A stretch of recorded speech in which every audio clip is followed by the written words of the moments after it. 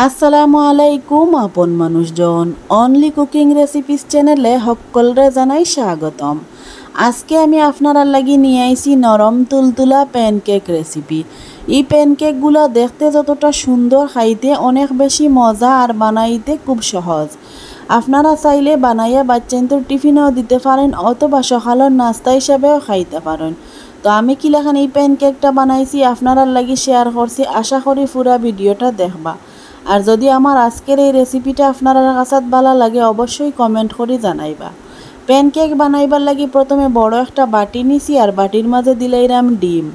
আমি কেন 2টা ডিম ভাঙ্গিয়া নিলাম। এখন দিলাইরাম হাফ কাপ চিনি,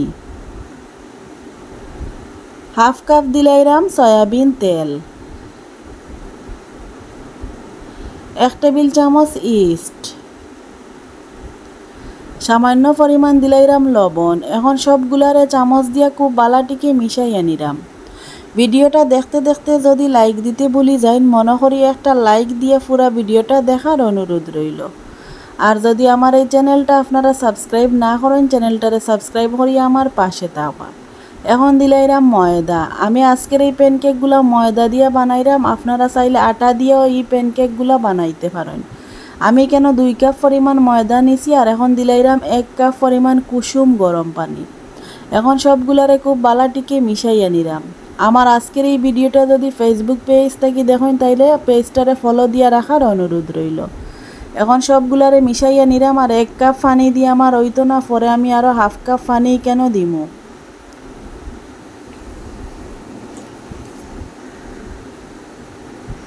এখন আমি আরও হাফ কাপ পরিমাণ পানি দিয়া সবগুলারে খুব বালাটিকে মিশাইয়া নিলাম। 7 থেকে 8 মিনিট আমি খুব বালাটিকে মিশাইয়া নিলাম। আপনারা ওই প্যানকেকগুলো যদি বানাইন তাইলে ওলাখান একটু সময় নিয়ে বালাটিকে মিশাইয়া নেন, যেন তাইলে প্যানকেকগুলো অনেক বেশি নরম তুলতুলা হইব আর খুব সুন্দরভাবে ফুলব। দেখোকা আমার ব্যাটারের ঘনত্বটা ওলাখান হইছে। এখন আমি একটা ঢাকনা দিয়া ডাকিয়া 10 মিনিট রাখি দিলাম রেস্ট।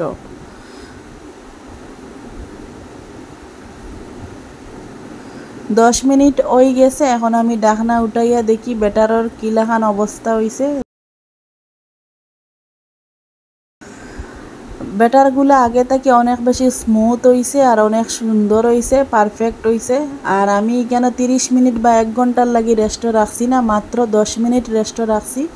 আর দেখো ব্যাটারের ঘনত্বটা কিলাখান হইছে। এখন আবারও আমি 3 থেকে 4 মিনিট খুব বালাটিকে একটু মিশাইয়া নিলাম। যত বেশি মিশানি ভালো হইব তত বেশি প্যানকেকগুলো নরম তুলতুলে হইব। আর আজকের এই প্যানকেকে কিতা কিতা উপকরণ দিছি আপনারাও দেখিয়ে বুঝতে পারছেন, অনেক বেশি উপকরণ দেওয়া লাগছে না। আর আমি 1 টেবিল চামচ ইস্ট দিয়া এই সবগুলা প্যানকেক বানাইয়া নিলাম। এখন খুব বালাটিকে মিশানি হয়ে গেছে। একটা চামচ দিয়ে আমি আপনারা দেখাইলাম। দেখোকা কতটা স্মুথ হইছে, ঘনত্বটাও দেখোকা ওলাখান ঘনত্ব হইতে হইব।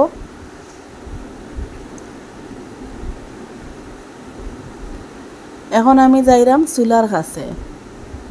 প্যানকেকগুলা বাজার লাগি আমি আগে থেকে চুলাত একটা প্যান বয়ে নিছি আর প্যানটা আমি হালকা আছে গরম করছি।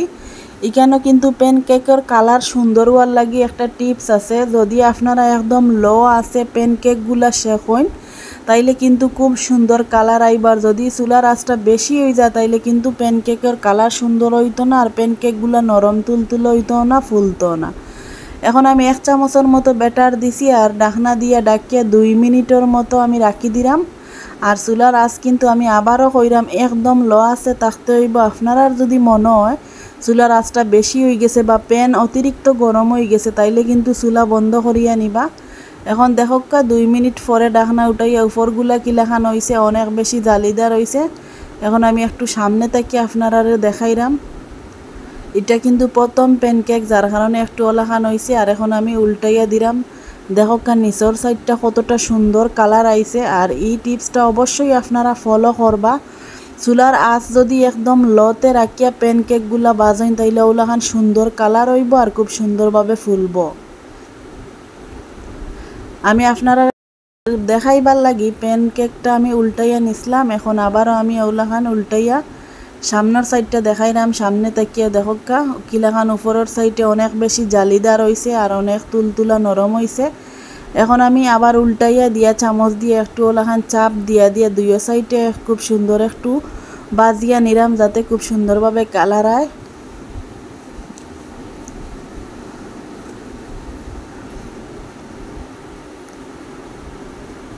এখন আমি ও দেখোকা আপনারা সামনে তাকি দেখাইলাম কি সুন্দর কালার হয়েছে মাশাল্লাহ। আর ও সাইডও আমি ওলাখান 1 মিনিটের মতো বাজিয়া নিছি, এর চেয়ে বেশি আমি আর বাঁচতাম না। আমার একটা প্যানকেক বানানি হয়ে গেছে, আমি ওলাখান করিয়া সবগুলা প্যানকেক বানাইয়া নিছি। এখন আপনারা লাগি পরিবেশন করিয়া দেখাইলাম।